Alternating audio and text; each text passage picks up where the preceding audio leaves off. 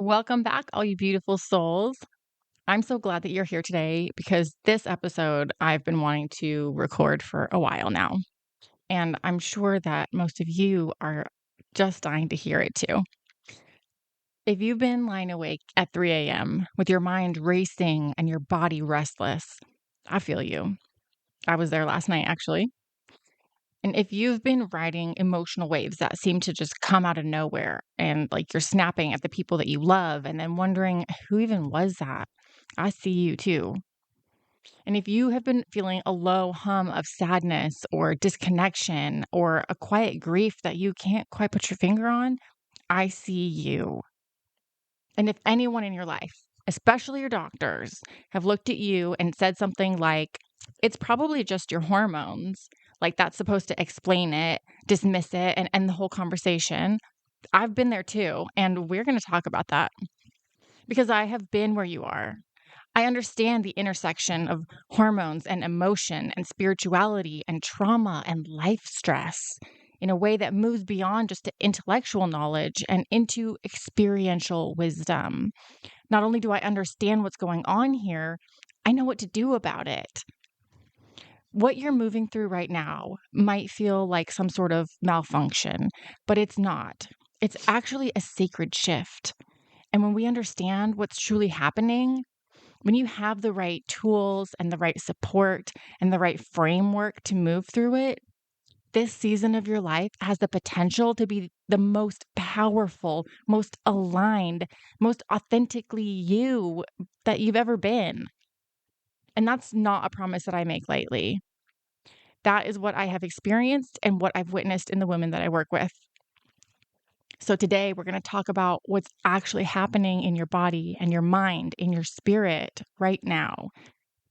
We're going to reframe some things that society has gotten completely wrong about this transition. And I'm going to share the framework that I use with my clients to not only just survive this season, but to transform it into something sacred. And if you're not in this phase yet, I really want you to listen anyway, because someday you will be. And you probably know somebody who is. And most of these lessons can be applied to any life transition, like graduating college or getting divorced, okay? Not just perimenopause. So let's get into it. Welcome to Jotindi, Journey to the Inner Divine, a sacred space for healing energy, emotional release, and soulful transformation. If you're ready to live with joy, ease, and purpose, you're in the right place. So let's start with what's actually going on, because I think one of the most disorienting things about this phase of life is that nobody gives us a roadmap. Nobody sits us down and says, here's what to expect, and here's why it's happening, and here's why it makes complete sense. You know, at least when I was in middle school, I had a class that explained the changes that were happening in my body, and I could kind of prepare for it. But perimenopause, that's just a huge mystery for most women. And, you know, if we did try to talk to our elders about it, we either got silence or horror stories or some quick mention of hot flashes and we're sent on our way. So let's fill in the gaps today because there are so many gaps. First of all, yes, hormones are a huge piece of this. Estrogen and testosterone, they're not just reproductive hormones. They're deeply connected to how we feel, how strong we feel, how confident we feel, how resilient we feel. So when those hormones are balanced and flowing the way they're supposed to, we feel powerful. We feel like ourselves. But then when they start to shift, which is exactly what happens in perimenopause, we feel it. Sometimes it's gradually, and sometimes it seems like it's all at once. And sometimes there's ways that we don't immediately connect to our hormones. Actually, most of the time, we don't make that connection that what we're experiencing is because of hormones. And it's also important to note that this is not just a hormonal event. This is a physiological, emotional, and spiritual shift that's happening all at the same time. And when you're trying to navigate all those layers simultaneously, often not even realizing that's what it's happening until you're drowning in it, of course that feels overwhelming. So let's talk about what this looks like in the body first. Sleep disturbances. They're incredibly common in this phase. And I don't just mean trouble falling asleep. I mean waking up at 3 a.m. completely wired. I mean sleeping for 8 hours and waking up exhausted. I mean vivid dreams, night sweats, restless legs, a body that will simply not settle. For me, many nights I just can't get comfortable. Whether it's shoulder pain or back pain or the hair in my face or my pillow not being supportive enough, it seems like everything is just wrong. Sometimes I even joke about sleeping like a rotisserie chicken because I start on my side and then I move to my back and then my other side and then on my stomach, just trying to find some relief. I even bought a new mattress. And while the mattress is very comfortable, I am uncomfortable. And when your sleep is disrupted like that, night after night, everything else becomes harder. Your mood, your patience, your ability to cope, your physical pain tolerance, all of it is affected by the quality of your sleep. So if you're feeling like you're running on empty, that is likely a significant part of why. And then, of course, you add caffeine to the mix to try and compensate for this lack of sleep. And now you have anxiety and a racing heart. It just seems like you can't win sometimes. And then, of course, there's the physical discomfort while you're awake. Joint pain, headaches, skin changes, digestive shifts, a body that feels different than it used to, and you're not entirely sure why. For some women, this shows up as increased sensitivity. For others, it's just a general feeling of being uncomfortable in their own skin. And then, in order to try and combat this, you start buying that supplement that you saw advertised on Facebook, promising to be the next fountain of youth, the magic missing piece that's going to make you feel just like your old self again. I've tried that too. That one super popular supplement that celebrities are getting injected and the rest of us are just taking the pills. It nearly killed me. I developed orthostatic hypotension, which is basically a fancy name for your blood pressure dropping when you stand up. And, nearly passing out every time you bend over or crouch down is not very safe and definitely not compatible with the work environment. So, anyway, now I want to pause and say something really important for those of you who, like me, are also navigating a chronic illness or an autoimmune condition alongside this transition. Conditions like the one that I have, which is Sjogren's disease, can create symptoms that overlap significantly with perimenopause. Symptoms like fatigue, pain, sleep disruption, brain fog. And it can all be very genuinely difficult to know where one ends and the other begins. But here's what I want you to take from that. Whether your symptoms are hormonal, autoimmune, or both, the approach that we're talking about today still applies to you because we're treating the whole woman, not just a diagnosis. So that's a bit about what's going on physically. And then there's the layer of this transition that doesn't get talked about enough, and that is life.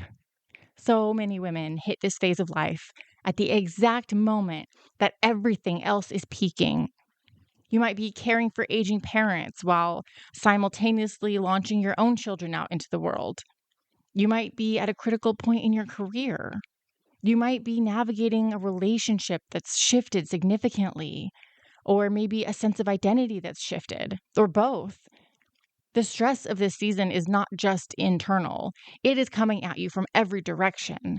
And your body, which is already managing hormonal shifts and physical changes, is absorbing all of that.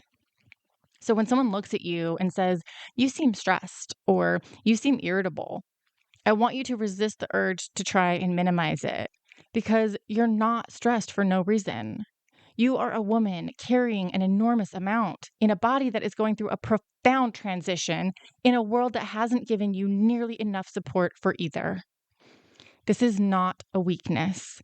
This is a heavy load, and you deserve to have that acknowledged. So as we move forward today, I want you to remember that understanding what's happening is the first step to changing your relationship with it. Because when you stop seeing these symptoms as things going wrong and start seeing them as signals from a body and a soul that is asking for something, then things begin to shift. Your body is not betraying you. She is talking to you. She's trying to communicate. And we are going to learn how to listen. So now I want to dive a little deeper because we've talked about what's happening in your body. But what about everything that's happening in your mind and in your heart and in your soul? Because for so many women, the emotional experience of this transition is the hardest part. And it's also the part that gets the least amount of compassionate attention. First, let's talk about irritability, because that's where I started. And I know that a lot of you are carrying shame about this. Maybe you snap at your partner and then immediately feel guilty, or you have zero patience for the things that never used to bother you. You find yourself in situations where you are just done, completely, utterly done, in a way that feels unfamiliar and maybe even a little frightening. And the world around you is so quick to say, oh, that's just your hormones. That's just perimenopause. This is just a phase. But I want to offer you a reframe. What if it's not just your hormones? What if some of that irritability, some of that rage even, is actually a completely valid response to a lifetime of putting everybody else first? What if it's your soul finally reaching a point where it simply will not be last on the list anymore? And I'm saying this from my own personal experience because when this started with me, I went to therapy. I didn't understand why I was so irritable, and I didn't want to feel that way. And I was genuinely concerned about it and the effect that it would have on my relationships. But what I discovered in the process was something that I really didn't expect at all, that there was nothing wrong with me. I was just finally honoring a part of myself that I had been suppressing since I was 12 years old. The part of me that wanted to feel belonging, that wanted a sense of control over my own life, that felt like after decades of figuring everything out and holding everything together, that I finally deserved to have things go my way. That irritability was a message, and it took me a while to hear it because I wasn't really in a place yet where I believed that my emotions were sacred messengers. I felt like they were an inconvenience, like they just got in the way of me getting done what I needed to get done. They held me back from being productive. They were a burden, always making me confront the things in life that I wished I could ignore. I'd spent my entire adult life fighting against myself, especially because I got deep into personal development work at a very young age. And I spent years trying to optimize myself, to be more efficient, more powerful, because the whole personal development world is disguised as healing, but it's really just another way to help you become a better cog in the capitalist machine. And now I am finally realizing that the reason I felt like I didn't belong was because I was trying to fit into the wrong crowd. Now I'm trying to fit in with Mother Earth, with flow and energy, the flow of the energy in the universe, with the abundance of freedom and joy that that brings. And that is true healing. Trying to align with your higher self and with spirit and learning to speak the language of the universe. That's where the magic is, not in a pill or in a program. Now, I do want to be really clear about something. I'm not saying that everything everyone is feeling is purely emotional or spiritual in origin. I believe that much more of it is than we want to admit, but I'm also not telling you that if everyone just did the inner work, everything will resolve itself. Because chemical and hormonal imbalances do exist. They are real, they are physiological, and they deserve to be taken seriously and treated accordingly. So if you're struggling with depression or anxiety and it's significantly impacting your daily life, please talk to your doctor. Please get support.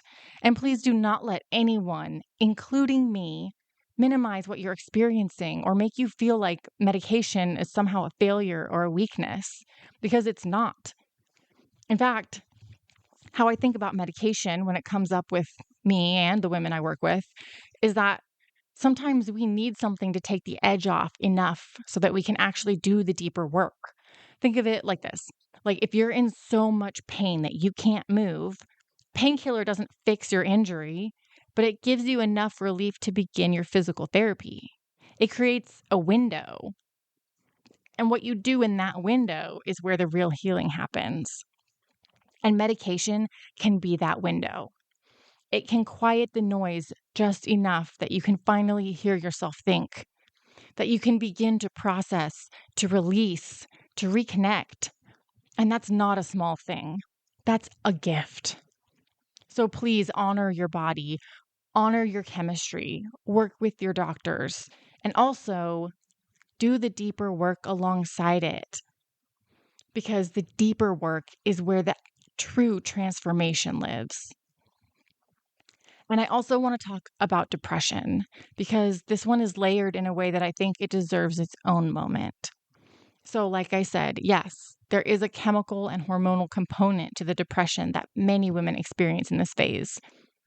The shifting of estrogen and progesterone have a very real impact on your serotonin and your dopamine. That's science. That's real. And it deserves real support. But also, there's something else happening for a lot of women, and it goes beyond chemistry. A lot of women are experiencing grief, and maybe they haven't admitted it to themselves or haven't realized that that's what the feeling is, but it exists. There's grief for the phase of life that's ending and for the dreams that didn't get to fully unfold the way that you imagined. Grief for the younger version of yourself and everything that she had to go through, and for the things that you gave up and the things that you didn't get to do and the roads not taken. That's not a chemical imbalance. That is a deeply human experience, and it deserves to be honored. So if you're feeling a sadness that you can't quite explain, or a heaviness that sits just beneath the surface, I want you to get curious about it rather than try and immediately make it go away. Because sometimes that sadness is carrying a message. Sometimes it's asking you to look at something, or to grieve something, or to release something that's been waiting a very long time to be let go of. It could be telling you to move towards something. Maybe there's something that you've always wanted, but life got in the way. Maybe now you can't ignore that deep longing and it's time to move towards it. The point is that your emotions, and I mean all of them, are not problems to be solved. They're not symptoms to be managed away. They are intelligent communications from the deepest part of you, from your body, from your nervous system, from your higher self. Anger tells you something needs to change. Sadness tells you that something needs to be grieved. Anxiety tells you something needs attention. And exhaustion is telling you that something needs to rest.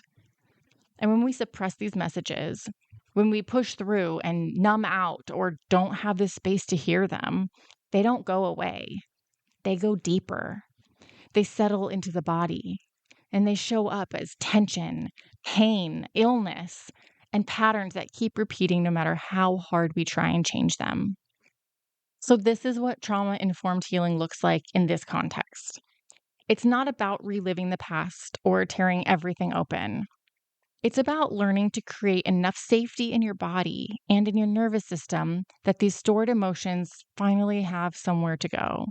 They finally have permission to move through you instead of living in you.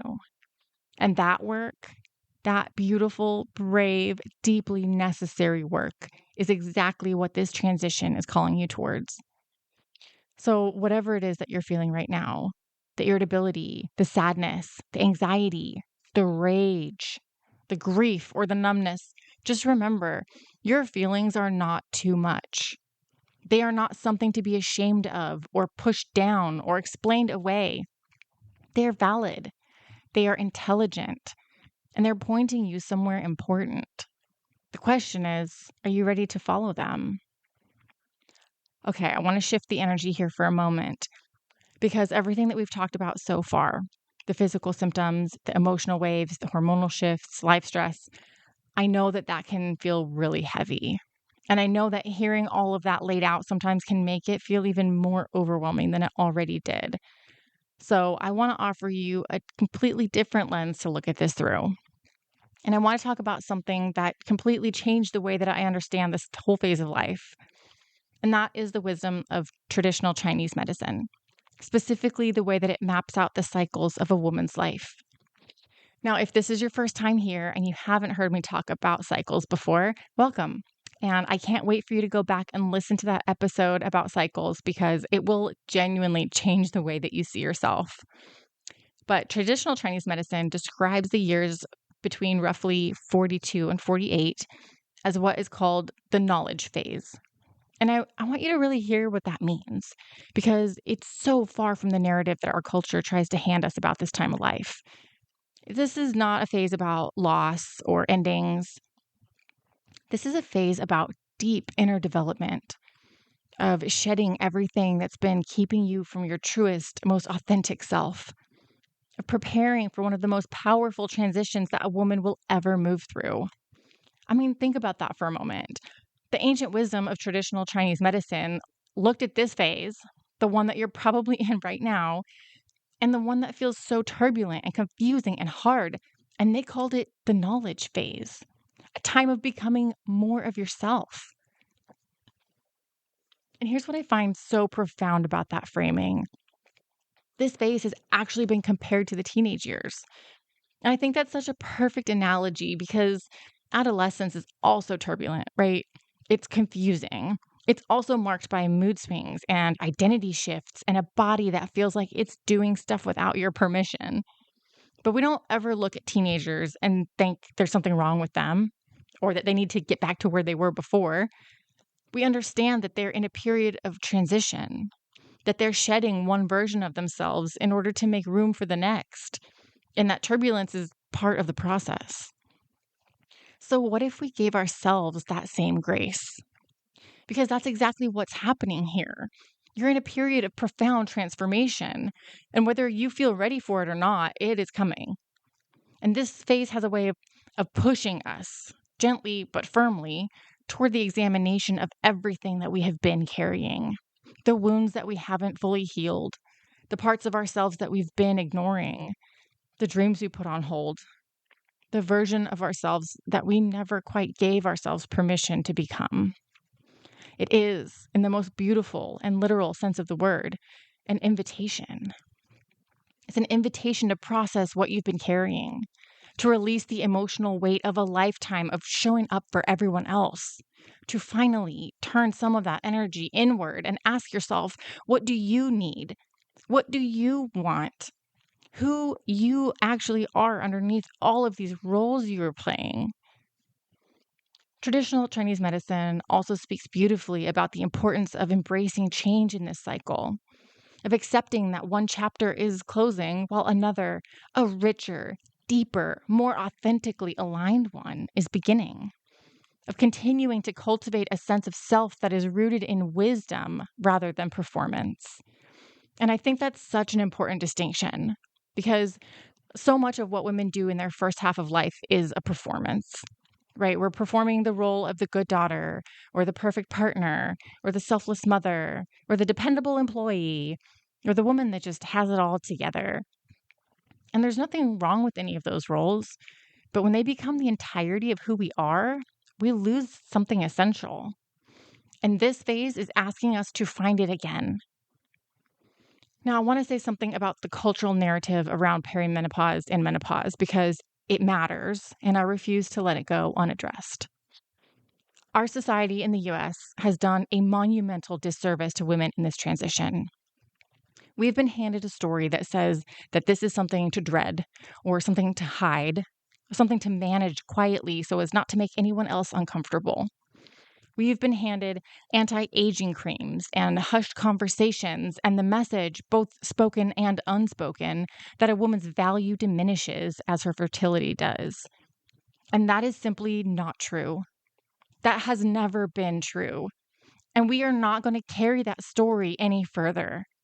Because the women that I know that have moved through this transition with intention and support, they are some of the most powerful, most grounded, most magnificently themselves women that I've ever encountered. They are clearer about who they are and what they want more than they ever have been. They've stopped shrinking. They've stopped apologizing. They have stopped performing. And they came home to themselves. And that's what's waiting for you on the other side of this. Not any kind of ending, but a homecoming. So the next time someone tries to hand you that old narrative, the one that says that you should be quiet about this or push through it or try and fix it, I want you to remember this moment. Remember that what you're moving through right now has been recognized by ancient wisdom traditions as one of the most significant and sacred seasons of a woman's life. You are not in the background of your own story right now. You are in the most important chapter yet. So now that we understand what's actually happening in your body, in your emotions, in your soul, I want to talk about what to do with all of it. Because understanding is powerful, but understanding alone doesn't create transformation. And I know that some of you are listening to this and feeling a mix of recognition and overwhelm. Like, yes, this all resonates, and I don't even know where to begin. So let's talk about that. Let's talk about what it actually looks like to stop fighting this transition and start moving through it with intention. I want to start here because I think it's the most important thing that I'll say this entire episode. You have to stop trying to eradicate what you're feeling. And I know that sounds counterintuitive because everything, the internet, the wellness industry, your doctor's waiting room, everything is telling you to manage the symptoms. Fix your sleep, balance your hormones, reduce the irritability, get back to normal, whatever that means. And I'm not saying that those things don't matter, right? We talked about the very real physiological pieces of this. And yes, of course, you should take care of your body. You should support your hormones and you should get help where you need it. But this relentless pursuit of making this transition invisible and painless is actually working against you because these symptoms, these disruptions, they're not just inconveniences to be eliminated. They're signposts. They're your body and your soul saying something needs to shift here. Something needs your attention.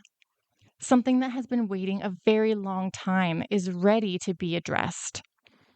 And when we spend all of our energy trying to silence those signals instead of listening to them, we miss that invitation entirely.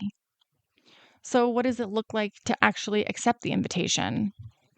Well, it starts with honoring what you're feeling, all of it. The exhaustion and the rage and the grief and the uncertainty, and not performing positivity over top of it, and not rushing to fix it or explain it or apologize for it. Just allowing it to be real, giving it space, saying to yourself, I feel this. This is valid, and it is trying to tell me something. And that simple act of acknowledgement, of saying, yes, this is real. I see it.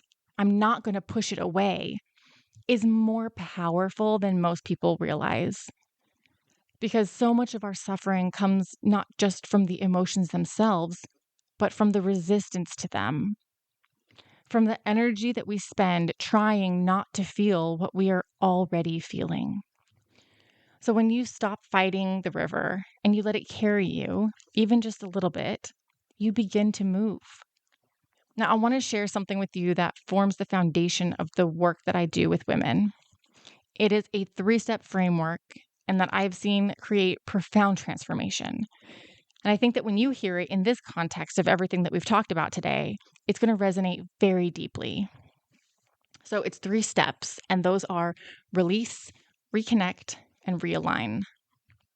So the first step is release. And when I say release, I'm not just talking about letting go and unwinding and taking a bath at the end of the day. I mean something so much deeper than that. I mean releasing the worldviews that have been keeping you small, the beliefs that you've absorbed about what a woman is supposed to be and supposed to want and supposed to tolerate, the story that your needs come last. The idea that being agreeable and pleasant and endlessly available is the same thing as being good. I mean, releasing society's narrative, the one that says that this phase of life is something to hide, to endure, or to get through as quietly as possible. I mean, releasing the years and sometimes decades of stagnant energy that accumulates when we spend a lifetime putting everybody else first. That energy doesn't just disappear on its own. It lives in your body. It lives in your nervous system. It lives in the tension in your shoulders and the tightness in your chest and the exhaustion that sleep doesn't fix. Releasing it is not just an emotional process, it's a somatic one. It happens in the body just as much as it happens in the mind. And that's why we use practices like breath work, movement, somatic work, creating genuine safety in the nervous system. Because your body's been holding on to things that your mind was never given the space to process.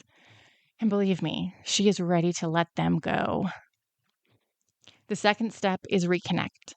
And this one is one of my favorite parts because this is where women begin to finally remember who they actually are underneath all the roles they've played, underneath all the performance, underneath all the years of adapting themselves to fit what everybody else needed. Reconnection is about creating a deep, trusted, unshakable relationship with your own inner guidance, of learning to hear your intuition again, or maybe hear it for the first time, and learning to trust it, to let it lead you toward the things that you've always wanted without second guessing it into silence. It's about reconnecting to your higher self, to your guides, to your higher power, the universe, God, Source, Mother Earth. Because here's something that I believe with everything in me, that we are not meant to figure this out alone, and that we are not isolated beings navigating a random universe. We are each intricately, beautifully woven into the fabric of something so much larger than ourselves. We each carry a divine purpose, and we each have a direct line to the guidance that can help us fulfill it. We just forgot how to access it. I mean, life gets loud, survival gets in the way. We lose touch with that quiet knowing that lives at the center of us. But reconnection is how we find our way back. And whether that looks like meditation or breath work or divination tools or tarot, simply learning to sit in stillness long enough to hear yourself think. This step is about rebuilding the most important relationship you will ever have, the relationship with yourself. Now, the third step is realign. And this is where everything really comes together. I want you to imagine the work of releasing and reconnecting has been like laying train tracks. You've done the deep work. You've cleared the path. You've remembered who you are and what you want and what you're here for. And now you get on the train. Alignment is what happens when your choices and your actions and your beliefs all begin to point in the same direction toward the life that you actually want, toward the woman that you actually are at your core. Is when you stop living in contradiction, saying that you want peace but tolerating chaos, saying you want love but accepting treatment that doesn't reflect your worth, and start living in a way that is genuinely, authentically congruent with everything inside you. And I want to be honest with you about what alignment feels like, because it's not always what people expect or what you see on the internet. It is not a permanent state of bliss. It's not arriving at some destination where everything is perfect and nothing's hard. It's more like a quality of presence, like a quiet confidence or a deep knowing that you're moving in the right direction, even when the road gets bumpy.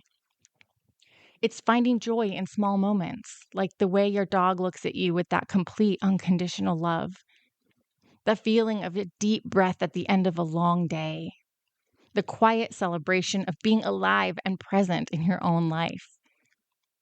It's knowing what you want and believing that you're worthy of receiving it. Then taking the actions like setting boundaries, making choices, showing up for yourself that bring it closer. But alignment is not a place that you reach and then stay forever. I mean, life happens, things shift. Sometimes we get derailed by loss or change or by a season that just asks so much more of us than we expected. And that's okay. That's natural. And that doesn't mean that you failed or fell apart or have to start all over. It just means that you take a breath, find your footing, and then get back on the train. The tracks aren't going anywhere. Neither are you. Now, here's why I'm sharing this framework with you today. in this episode about this specific transition. Because perimenopause, this sacred, turbulent, wildly misunderstood season, is one of the most powerful invitations to do exactly this work that a woman will ever receive. It's asking you to release loudly, insistently, sometimes uncomfortably. It's asking you to reconnect to the parts of yourself that you left behind, to your body, to your guidance. And it's clearing the path for the most aligned, most authentic, most fully realized version of you to ever emerge. This phase is not getting in the way of your life. It is your life, asking you to finally, fully show up for it. So here we are, the part of the episode that I always look forward to, because I know that what we've covered today is a lot. And I know that some of you have been listening with a lump in your throat, recognizing yourself in ways that feel equal parts relieving and overwhelming. And I know that some of you came into this episode feeling like something was wrong with you. And I really hope that you're leaving here feeling something very different. Because I want to paint you a picture.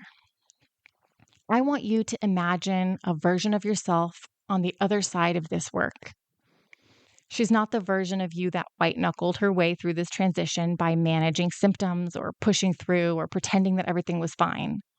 She's not the version that spent this entire sacred season trying to get back to who she was before. She is something entirely new and entirely, deeply, finally herself. She knows what she wants, and not the version of what she wants that was shaped by everybody else's expectations, but the real thing. The deep thing, the thing that maybe she hasn't let herself want out loud in a very long time. She has boundaries, not the rigid, defensive kind that come from a place of fear, but the soft, clear, unshakable kind that come from a woman who finally knows her own worth and has stopped negotiating with it. She has a beautiful relationship with herself, with her intuition, with her body, with her guidance. And it feels like coming home. Like she has a compass now that she didn't have before, and she trusts it. Yes, she still has hard days, and life does still bring its challenges, but she moves through them differently now, with more grace, more self-compassion, more trust that she's being held and guided, even when she can't see exactly where she's going. That woman is not some distant fantasy. And she's not reserved for other people. She is you. She's already inside of you. And this season that feels so hard right now, it's the one that's going to bring her forward. But I also want to be honest with you about something else. This work is not always easy to do alone.